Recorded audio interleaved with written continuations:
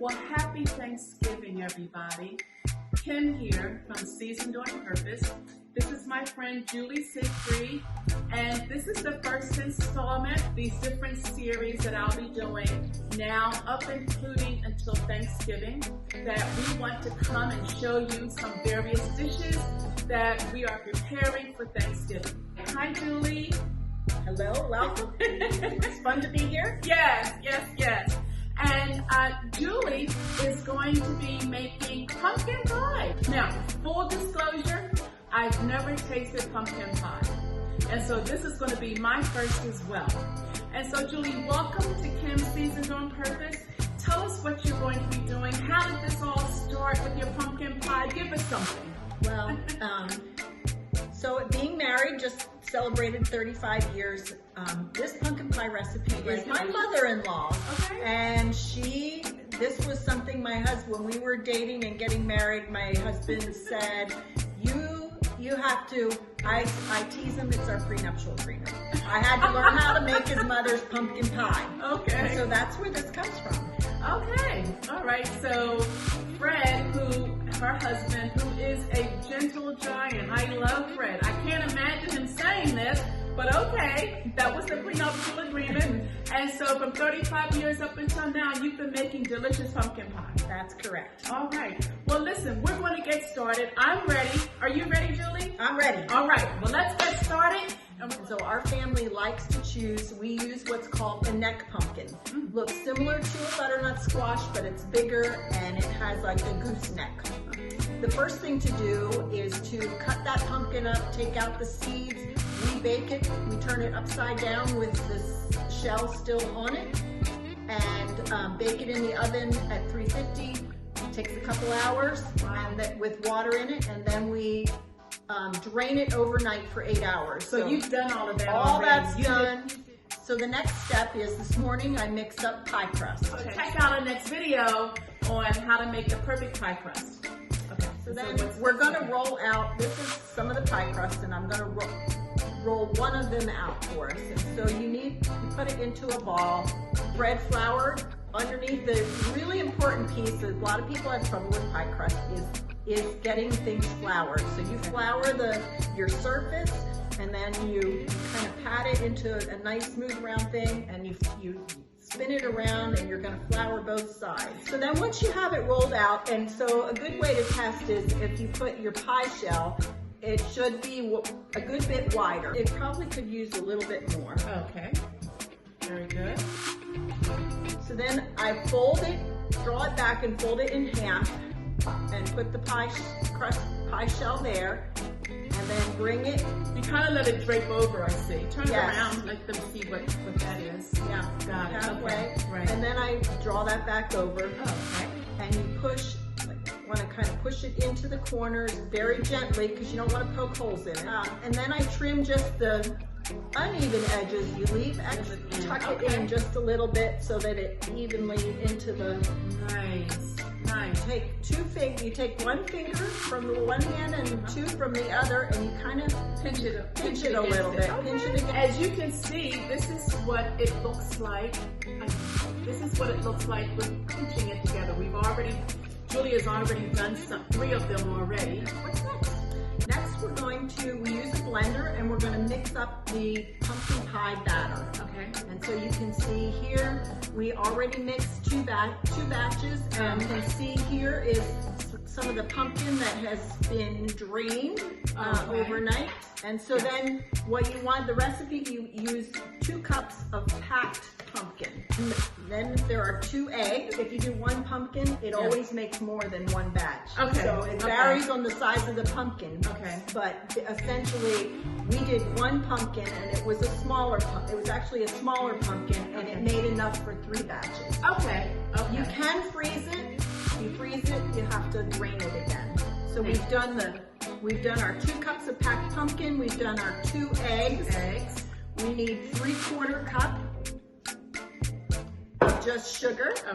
And then there is, now this is one of those, you had to learn it by doing it, but you need a heaping tablespoon, and this is just a heaping tablespoon. It's not an exact measurement, and if it doesn't come, it doesn't matter. Okay. That's the professional talking, guys. It doesn't matter. And then you also need a heaping tablespoon of flour. I always use whole milk.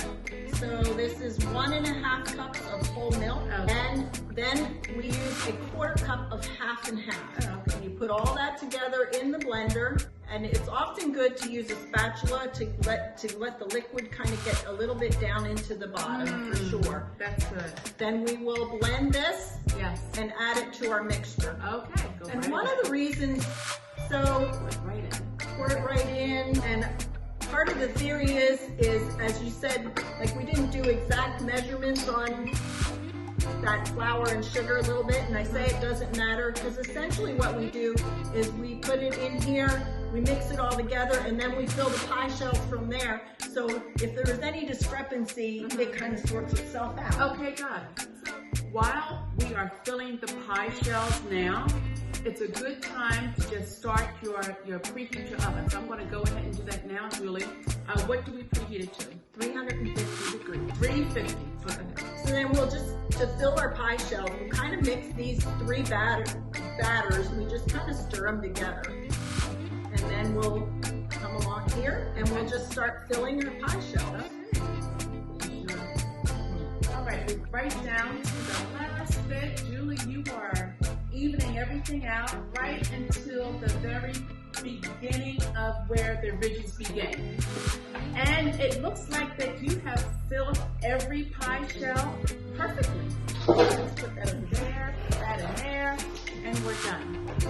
All right, so are we ready to put these babies in the oven? Not quite. Oh, okay, not quite. What's next? The next is we have, I have them in a shaker, but you have cinnamon and nutmeg. Okay, And so you need to put a little of each. okay. And so we just Just kind of sprinkle it on sprinkle there. it on the top.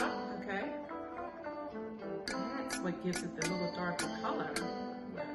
Some people like to mix their seasoning in the pie. Uh-huh. We prefer to have it on top. So theoretically, if you like a spicier flavor, you could mix your cinnamon and nutmeg in the batter. Okay. All right. We like it On the top. on the top. Okay. And it makes it almost more of a, it really has more of a pumpkin custard kind of a flavor. Okay, so now we're getting ready to put it into the oven. The oven is set at 350. 30 minutes after you put it into the oven, turn it down to 320, right? Yes. And then And then you wait you're gonna check it in about another 40 minutes. okay. And have a look and look for that cracking. And then you just have to kind of keep checking it until it's done. Okay. So it might take How do we know that it's done? You will see the cracks, and we will use a knife and see how much of if not very much sticks to it when you put it down into there. Okay. If that happens, we know that it's time to take the pies out. Yes, and you can also tell by the crust gets a kind of a golden brown color. All right. We are going to put these in the oven and see what it looks like on the other side. Stick around. Okay, Julie, it's been 30 minutes. Yeah, we're gonna put the ones, and you can see even in this one how that's starting to just crack at the edges. Yeah, I see it's that. not done, Okay. but it is definitely. So we're just gonna put the ones that are on top. Uh-huh. I'm gonna see if I can set it here. Yeah, it's fine. And I'm gonna move them. Yeah. And the ones on the bottom you can see are starting to crack, Yeah, I where see the that. ones on the top were not. Correct. All right, so we have it on 320 Correct. and for another 35 minutes. and All we'll right. see what it does. We'll be back. Stick around, everybody. Well, thanks again for tuning in to Kim's Seasoned on Purpose. Savory and delicious home-style cooking. Julie, it has been a pleasure having you come by today. Thank you for coming. Wow, thank you for inviting me. This was really fun to do. Yeah, it was. Okay, so Julie, let's get started, shall we? It's really still hot, so, Julie said that typically we let it chill first before we cut it. But for you, we want to cut it now, almost maybe 10 minutes that we've taken it out of the oven. Well, let's see what this tastes like.